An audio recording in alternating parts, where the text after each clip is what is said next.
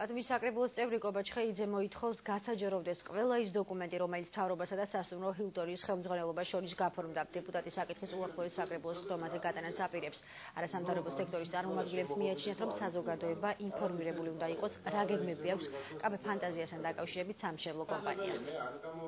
შესაძლებელია ქონების ან ჰილტონს უნდა შეიძლება ამ პროცესის განხილვა არავინ არ საკრებულოს ფრაქცია თავისუფალი დემოკრატები მოითხოვენ უახლოეს ხდომაზე ყველა იმ პროექტის თუ საინვესტიციო წინადადების გასაჯაროებას თუ რაზეც მიდის საუბარი აჭარის მთავრობასა და ამ შემთხვევაში ჰილტონთან შეგვეძლება თუ არა შესვლა მოსახლეობას იგივე იმ 8 ფეხასთან და ამ შემდეგ ყველა ამ საკითხზე საკრებულო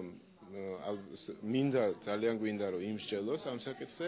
საკრებულოს დეპუტატი ცდილობს საზოგადოება ჩააყენოს საქმის კურსში თუ რა ინფორმაციას ფლობს ზოგადად რა ინფორმაცია ხელმისაწვდომი ამ დრომდე ეგრეთ წოდებული 8 ფეხას ტერიტორიაზე და ცდილობს შეიმუშაოს გეგმა კონკრეტულად რამდენად შესაძლებელია ამაშენებელი ტერიტორიის თვითმმართველობაში დაბრუნება და თვითმმართველობის განკარგულებაში მოქცევა.